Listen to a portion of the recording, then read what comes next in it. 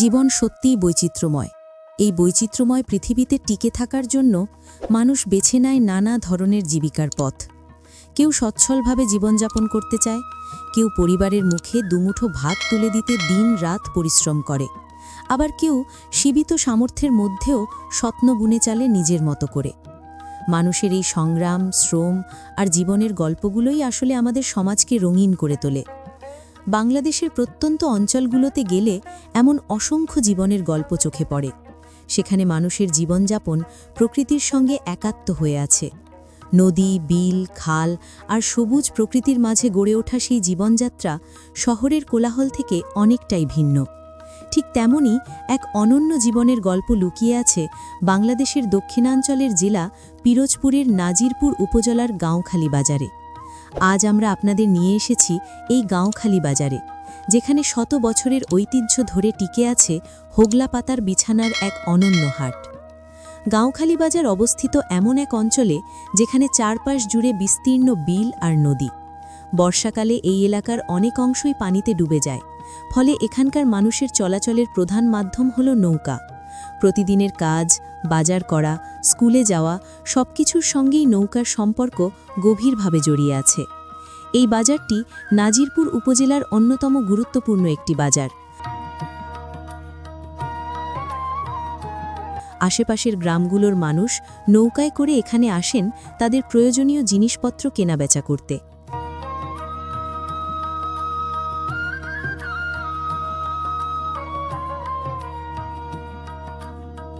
যদিও প্রতিদিনই এখানে বাজার বসে, তবে সপ্তাহের শনিবার ও মঙ্গলবার বাজারে মানুষের ভিড় সবচেয়ে বেশি হয়। এই দুই দিন বাজার যেন প্রাণ ফিরে পায়।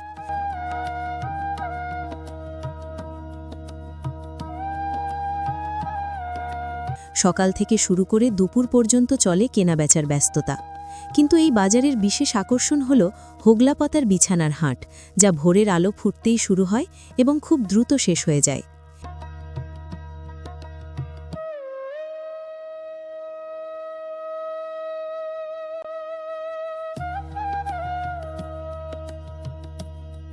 এই অঞ্চলের প্রাকৃতিক পরিবেশ হোগলা গাছ জন্মানোর জন্য অত্যন্ত উপযোগী।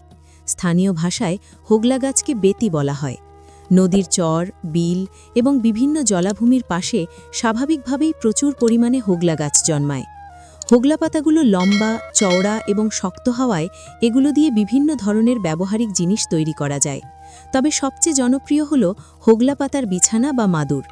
গ্রামের মানুষ, বিশেষ করে নারীরা, এই হোগলা পাতা সংগ্রহ করে, শুকিয়ে নেন এবং তারপর ধৈর্য ও দক্ষতার সঙ্গে বুনে তৈরি করেন বিছানা।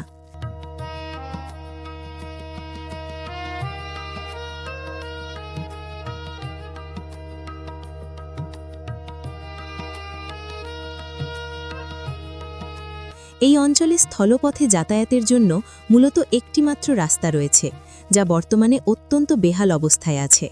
তবুও প্রয়োজনের তাগিদে স্থানীয় মানুষজন এই পথই ব্যবহার করতে বাধ্য হন। দিনের বেলায় প্রায়ই দেখা যায় রাস্তা জুড়ে হোগলা পাতার তৈরি বেতি রোদে শুকানোর জন্য ছড়িয়ে রাখা হয়েছে।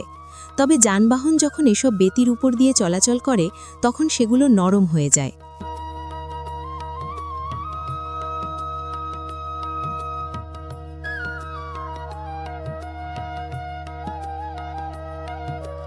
এই বিছানাগুলো শুধু স্থানীয়ভাবে ব্যবহারের জন্য নয়, বরং দেশের বিভিন্ন অঞ্চলেও বেশ জনপ্রিয়। সপ্তাহে 2 দিন, শনিবার ও মঙ্গলবার, গাঁওখালী বাজারে বসে হোগলা পাতার বিছানার বিশেষ হাট।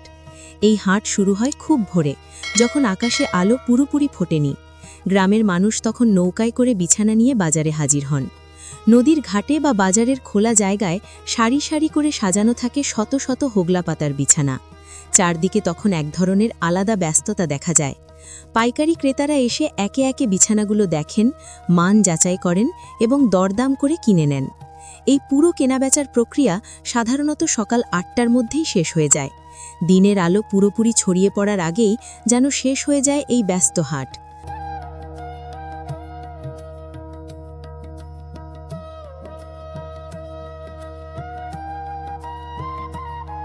বছরের পর বছর ধরে এভাবেই চলে আসছে গাঁওখালী বাজারের এই ঐতিহ্যবাহী হোগলা বিছানার বাজার। হোগলা পাতার বিছানার দাম নির্ভর করে মূলত পাতার মান এবং বুননের গুণগত মানের ওপর। যেমন পাতা যত চওড়া হয় দাম তত কম হয়, পাতা যত সরু ও সূক্ষ্ম হয় দাম তত বেশি হয়। বিছানার মসৃণতা ও বুননের নিখুঁততাও দাম নির্ধারণে গুরুত্বপূর্ণ ভূমিকা রাখে। যদিও দাম খুব বেশি নয়, তবুও এই পণ্য বিক্রি করে গ্রামের মানুষ হাসি মুখে বাড়ি ফেরেন। কারণ এই বিছানা তৈরির পেছনে সবচেয়ে বেশি শ্রম দেন গ্রামের নারীরা। তারা ঘরের কাজ সামলানোর পাশাপাশি সময় পেলেই বসে পড়েন হোগলা পাতা বুনতে। তাদের পরিশ্রম আর দক্ষ হাতের ছোঁয়াতেই তৈরি হয় এই সুন্দর বিছানাগুলো। তাই দাম কিছুটা কম হলেও এই কাজটি তাদের জন্য একটি গুরুত্বপূর্ণ আয়ের উৎস।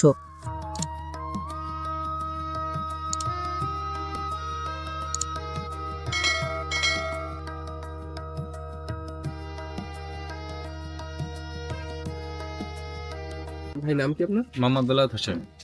আপনাদের এই এলাকার নাম কি? এর নাম গাউখালী বাজার, নাজিরপুর পিরোজপুর। এই বাজারটা কত বছর ধরে বলতেছে? বাজারটা প্রায় 70-80 বছর। 70-80 বছর। এই বিছানাগুলো কোথা থেকে আসে?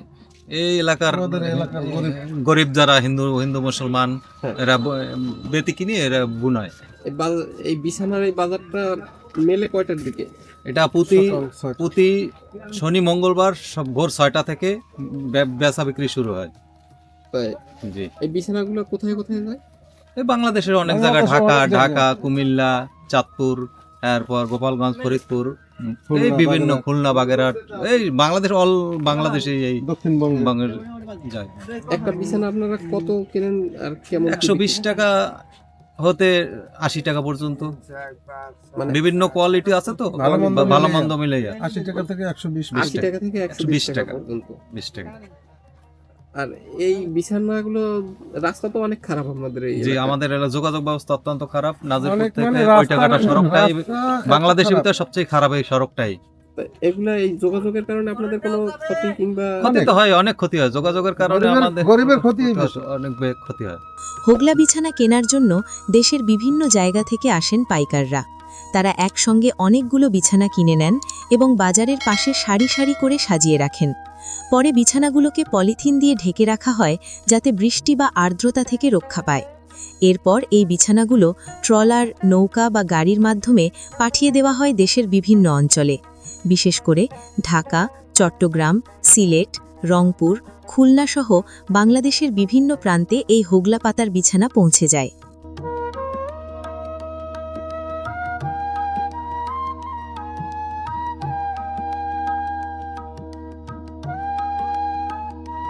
গাঁওখালী বাজারের আরেকটি বিশেষ দিক হল এখানে শুধু বিছানাই নয়, হোগলা পাতাও বিক্রি হয়।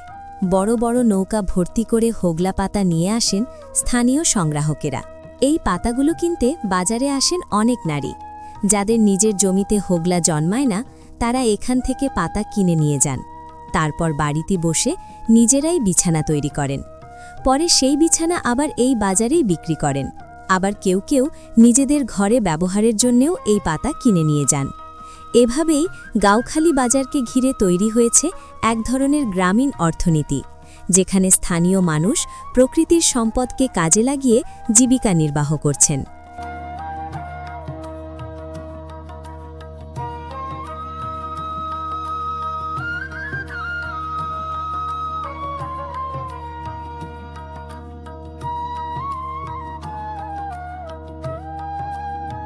গাঁওখালী বাজারের হোগলা পাতার বিছানার হাট শুধু একটি ব্যবসা নয়, এটি এই অঞ্চলের মানুষের জীবনযাত্রার একটি অংশ।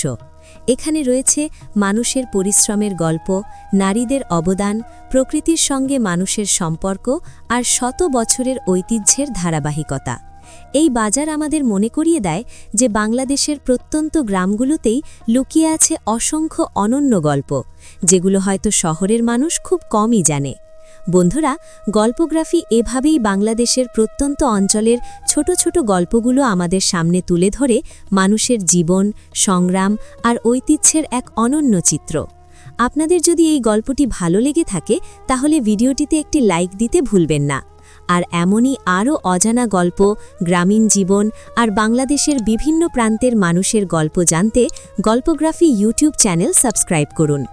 আপনার একটি সাবস্ক্রিপশন আমাদের অনুপ্রেরণা দেয় নতুন নতুন গল্প খুঁজে বের করে আপনাদের সামনে তুলে ধরতে। আজ এখানেই শেষ করছি। আবার দেখা হবে নতুন কোনো গল্প নিয়ে। ততক্ষণ পর্যন্ত ভালো থাকুন, সুস্থ থাকুন।